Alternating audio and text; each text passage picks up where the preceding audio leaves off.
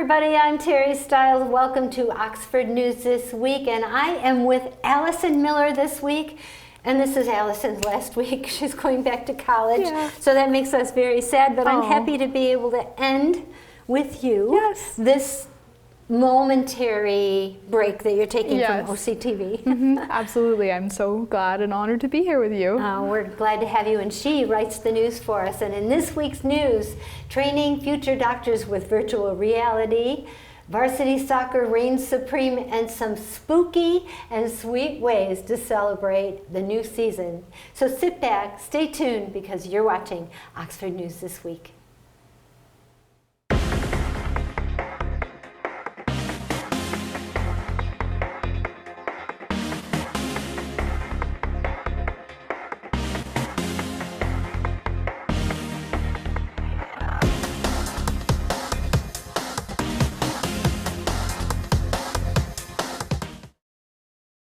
The Oxford Village Council got to work on repair and paving projects at its meeting earlier this month. Although council members Jacob Nicosia and Lori Bourgeau were absent, the remaining three voted unanimously to award company BSI Paving the work for East Burdick Street repairs and Oxford United Methodist Church parking lot paving projects.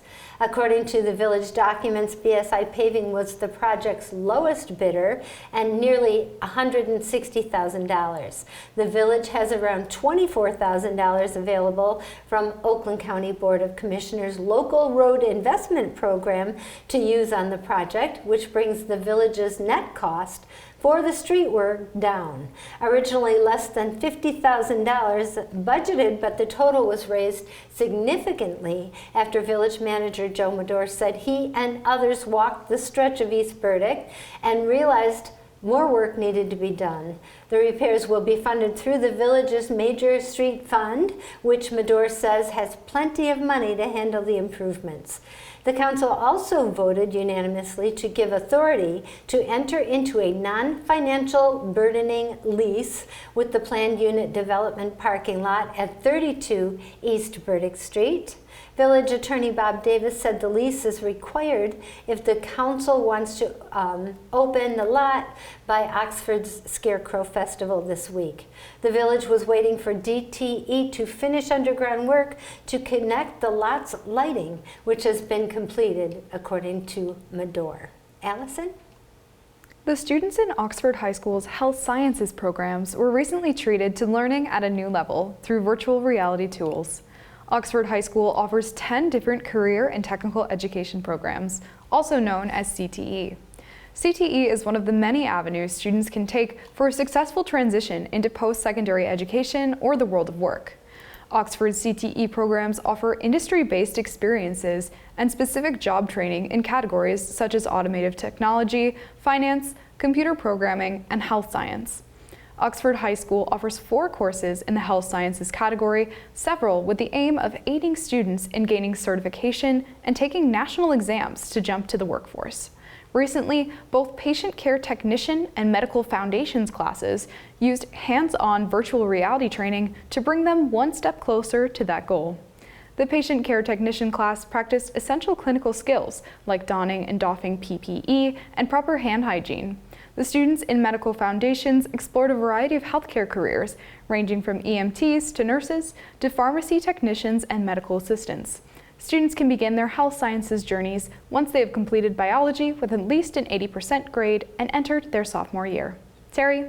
Oxford Middle School Schools Resource Officer Deputy Justin Barnes is Law Enforcement Officer of the Year. Oakland County Sheriff Deputy Barnes was given the title by the North Oakland Veterans of Foreign Wars Post 334.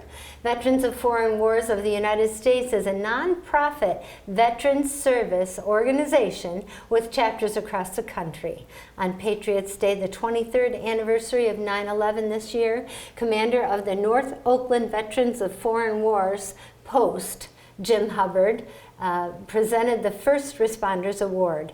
During the ceremony, the career and contributions of Deputy Barnes were honored and celebrated. Sheriff's Sergeant Rick Meza nominated Barnes for the award, saying that Barnes has shown outstanding initiative and teamwork during his time at the Oxford substation. Deputy Barnes joined the Sheriff's Office in January of 2021 after round 13 of police officers' experience in Holly and Genesee County. He has held the position of the Oxford Middle School School Resource Officer since August of 2022 and said he loves helping the students navigate their lives, seeing their smiles. Although he's grateful for the Law Enforcement Officer of the Year recognition, he also believes law enforcement is more about the team than the individual, saying he is able to succeed through the encouragement and aid of those around him. Congratulations, Officer Barnes. It's time to fall into fall with the Scarecrow Festival. The autumn equinox marked the official start of the season last Sunday, and dozens of different festivities are coming to downtown Oxford this weekend to celebrate. Downtown Oxford's annual Scarecrow Festival is Sunday, September 29th from 10 a.m. to 4 p.m. The Downtown Development Authority announced the event lineup last week, so those who are eager to make the most of their day at the festival can see exactly what times events begin and end in the 6 different downtown zones. The event will kick off with the annual Scarecrow Festival 5K Run and Walk in the Kids Dash near Centennial Park. Then, throughout the day, attendees can enjoy over 50 vendors, a chili cook-off, magic and mystery theater shows, tractor rides, a cornhole tournament, petting zoo, dog adoptions, trick-or-treating, and much more. Kids are welcome to dress up and enjoy all activities for free. The Scarecrow Run and the Cornhole Tournament are the only paid events that require pre-registration. To help make the event possible, over 25 local businesses and organizations are sponsoring different activities, and volunteers and donors recently worked to decorate the downtown in preparation. To learn more about what the festival has in store or to register for the run or cornhole tournament, visit the Downtown Oxford DDA Facebook page. Residents should be aware that Burdick Street will be closed on both sides of the M24 during the festival and should seek alternate routes during the event. Terry? In further Oakland County news, an unoccupied boat ran circles in the middle of Waterford Township Lake earlier this month, prompting a search and rescue response that thankfully did not end in tragedy. Oakland County has seen a record number of 11 drownings this year. According to a press release from the Oakland County Sheriff's Office, officials feared that the number would rise after an emergency caller reported an out-of-control boat and clothing floating on the water of Elizabeth Lake. Multiple rescue boats, a strike team from Lapeer, and a sheriff's office helicopter and drone unit were sent to the scene. Not long after, the witness called 911. The boat ran out of gas. Deputies then recovered the watercraft, finding the safety lanyard still attached to the key in the ignition and the throttle fully pressed forward. Officials believe at least one person may have fallen overboard and used the boat registration to determine the boat's owner, a 35-year-old Waterford Township man. Deputies then contacted the boat owner at his home when he told authorities that he and his passenger, a 24-year-old woman from Wixom, were thrown from the boat when they hit a wake.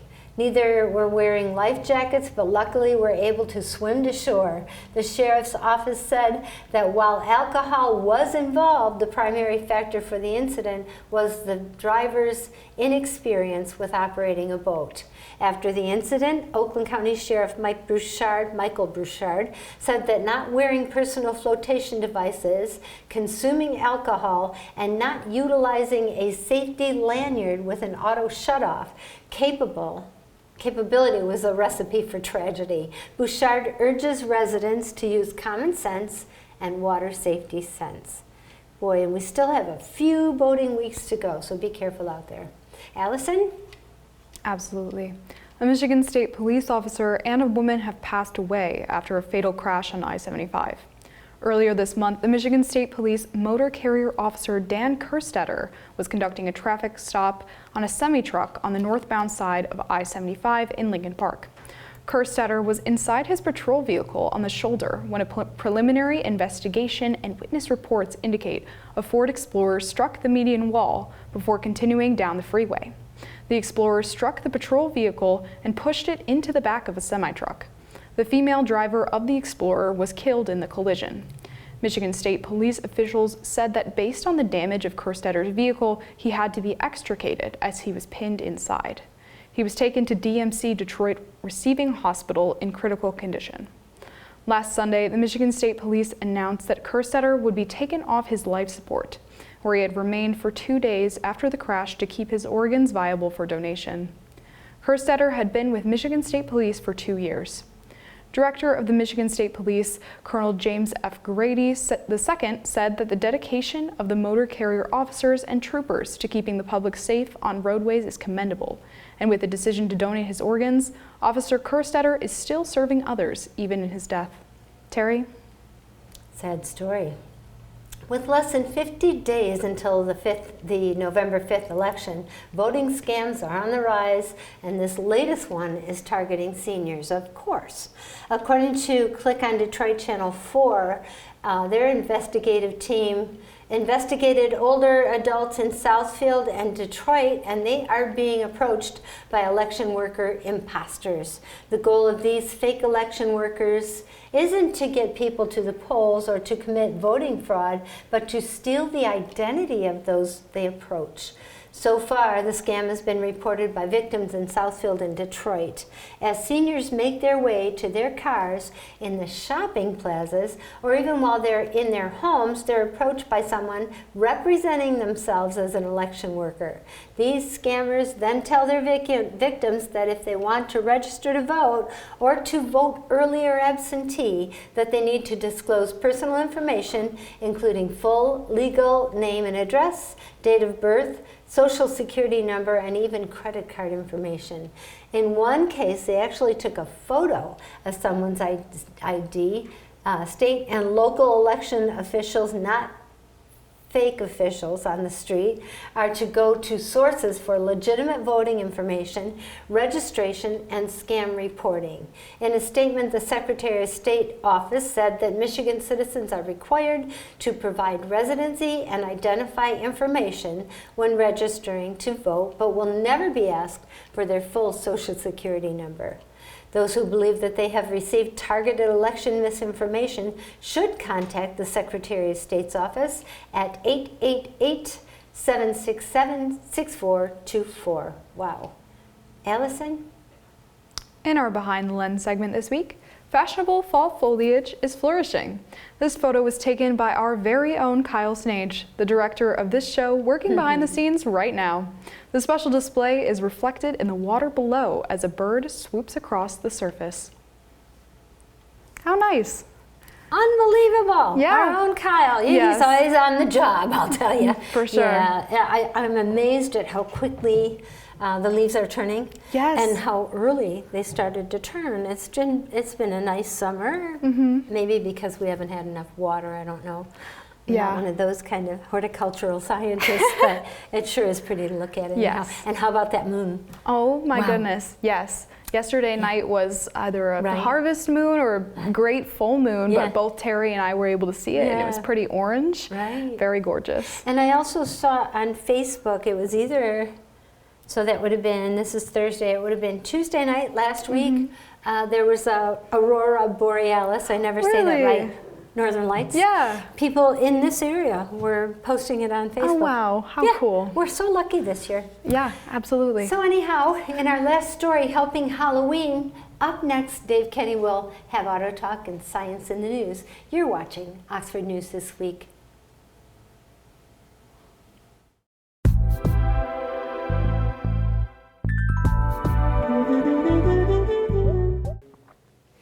Welcome to this edition of Auto Talk. I'm Dave Kenny, and these stories are taken from Automotive News. In our first story, Stellantis is investing more than $406 million into 3 Michigan plants to build electrified Ram pickups and Jeep Wagoneers SUVs. The automaker said it will spend $235.5 million updating the Sterling Heights assembly plant to build a fully electric Ram 1500 REV and range-extended electric Ram Charger on the same assembly line as the gasoline-powered Ram 1500 pickup. To do this, the company said it partnered with equipment suppliers and contractors to carefully plan and execute the installation of a new conveyor system, new automation for BEV-specific processes, and the retooling and rearrangement of workstations in general assembly. Stellantis said the Sterling Heights facility will be its first U.S. plant to make electric vehicles. Production of the Ram REV is scheduled to begin before the end of this year. About $97 million will go to the Warren truck assembly plant so it can build an electrified version of the Jeep Wagoneer. Jeep CEO Antonio Filosa has said the SUV will get a range-extended electric powertrain similar to the Ram Charger in 2025. And still at Stellantis, a recall. Stellantis is recalling more than 1.2 million pickups because of an anti-lock braking system software malfunction that can disable the electronic stability control system, potentially causing a vehicle crash without prior warning. The recall affects 2019 to 24 Ram 1500 pickups, and 100% of those vehicles are expected to have the defect, according to documents filed with NHTSA. Defective vehicles were produced from October 31, 2017, and received the February 14, 2024 ABS module software update. The vehicles are being recalled because they fail to meet the requirements of number 126 of the Federal Motor Vehicle Safety Standards. The standard concerns electronic stability control systems and aims to reduce deaths and injuries from crashes caused by loss of vehicle control. According to a spokesman for the automaker, should the system fail, the foundation brake function would be unaffected and the ABS, ESC, adaptive cruise control, and forward collision warning indicator lights will be illuminated at the vehicle startup, indicating the systems are not available. Stellantis first became aware of the issue on February 15th of 2024 when a routine review of customer feedback led to a customer investigation, a spokesman said. Data and field records were analyzed before issuing the voluntary safety recall at the end of August. The automaker is unaware of any injuries or accidents related to the software defect. The remedy, which consists of a software update, will be provided free of charge. Dealer notification is expected to begin on September 12th and owner notification at the start of October. Well, that's it for this edition of Auto Talk. I'm Dave Kenny. Stay tuned to Oxford Community Television.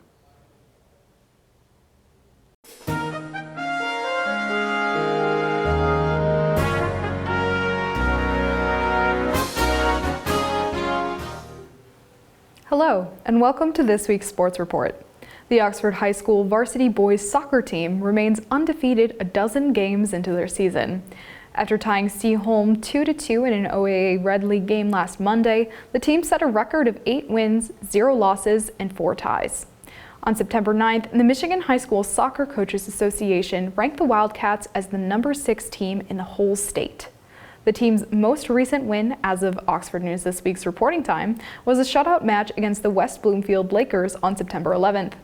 The Wildcats opened the scoring against West Bloomfield with just under 5 minutes left in the first half when senior Maxton Myrand headed the ball past the Lakers goalkeeper off a corner kick.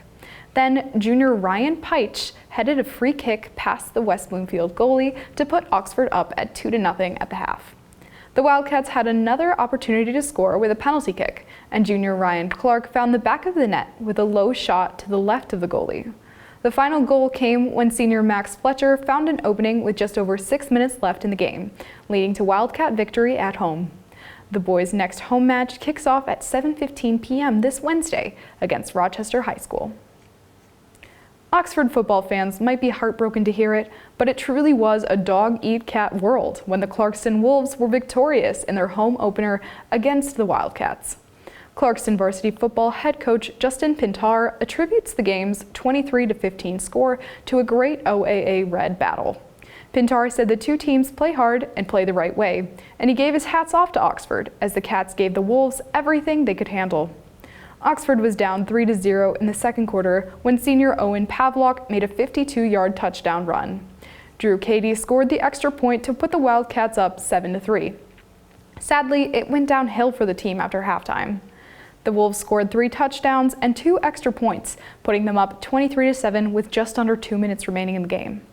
But Oxford didn't go out without something to brag about. Senior Owen Pavlock once again made a touchdown run for the Wildcats, running the kickoff return for a 98-yard touchdown. A 2-point conversion by Cady sealed the game, 23-15 Clarkston. Up next, Dave Kenny will have Science in the News, and then Terry Stiles will bring you your last story. Stay tuned to Oxford News This Week right here on Oxford Community Television.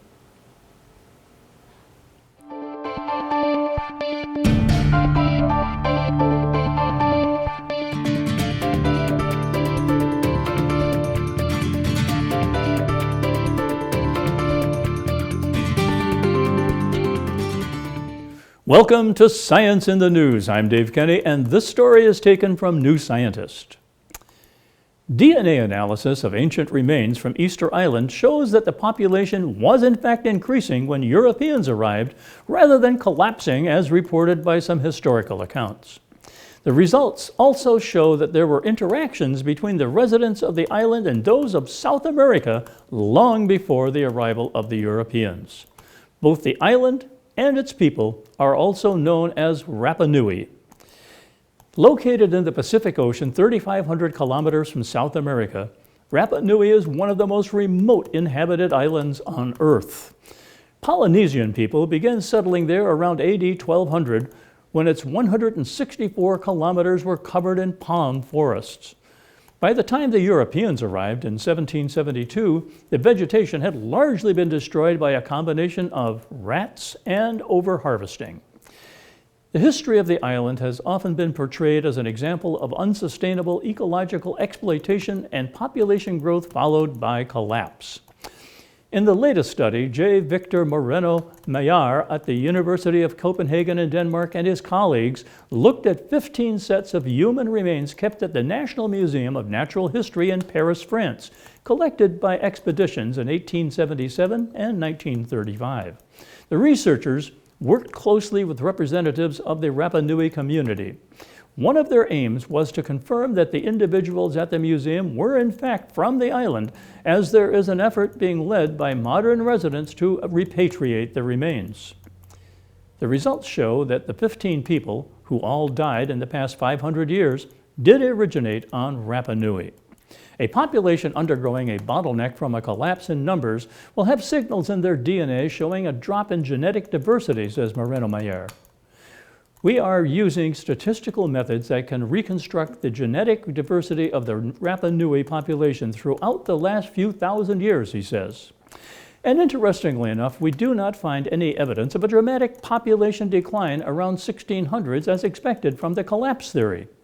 Instead, the results suggest that the Rapa Nui population increased steadily until the 1860s when slave traders kidnapped hundreds of islanders and a smallpox outbreak killed many more. The study also identified stretches of DNA in the ancient Rapa Nui genomes that have an indigenous American origin. Their analysis suggests that the mixing of these populations occurred around the 1300s.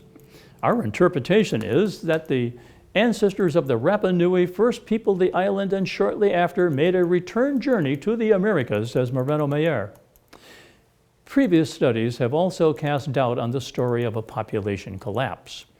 Carl Lippo at Binghamton University in New York said it was terrific to learn that a completely independent line of evidence points to the same conclusions his team reached in a paper published earlier this year using radiocarbon and archaeological evidence. He says the study confirms that the island was populated with people who lived resiliently and successfully until the arrival of the Europeans. Well, that's it for this edition of Science in the News. I'm Dave Kenny.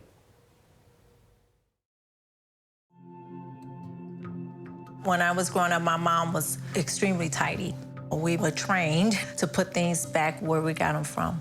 One day, when I walked into my mom's house, I felt like I walked to someone else's house. There was stuff everywhere. And just growing up the way I grew up, and to see this transition was very alarming. When Sean talked to me, it was a wake-up call, and that's when I went to the doctor.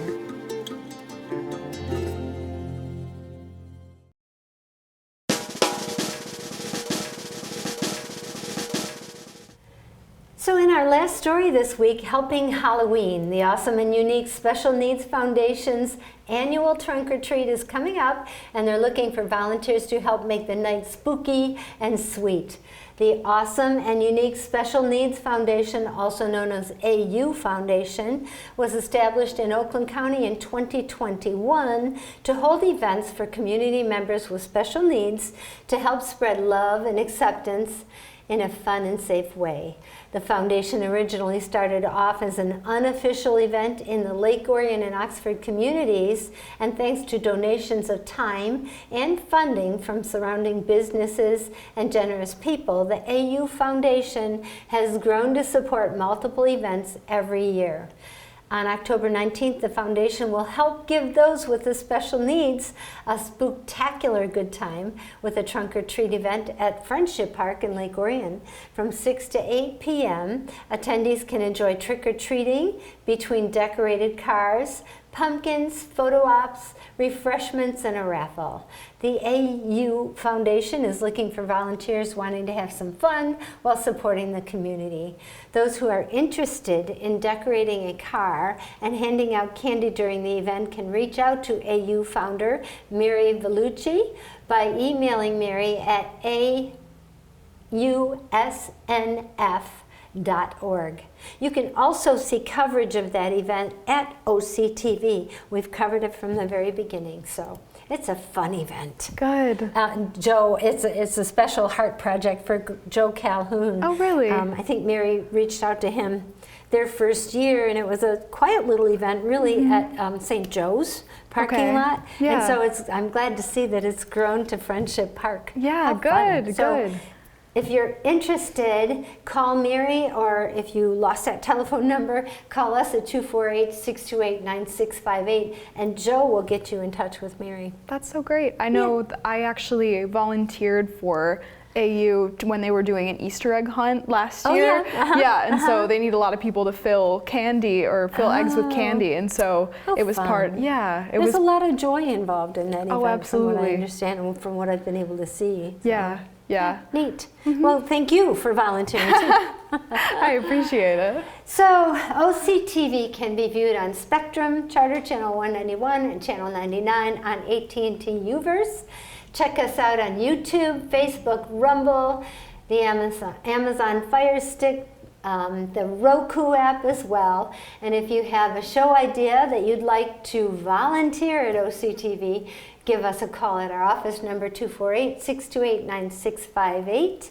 A very special thank you to producer and director Kyle Snage, and to Allison Miller for writing our news all summer long. Thank and you. for being such a great intern and now employee of OCTV. And you are more than welcome back at Christmas vacation, Thanksgiving vacation, spring break, anytime you want to come back. Thank you so we'll much. Take you. I really appreciate it. It's going to be hard to see you go. Oh, I really, really appreciate being able to work here and having the opportunity to meet with so many people in the community and meet with you. I swear you're going to love this community forever now. I will, absolutely. Congratulations on your second year at Northwestern. Thank you so much. And you leave pretty soon. Yeah, I do tomorrow morning actually. Oh my but gosh. yeah, I'm really thankful that I got to spend my summer here and still do something that I love while being not so far away from my family. So. And you've done a great job. Thank you.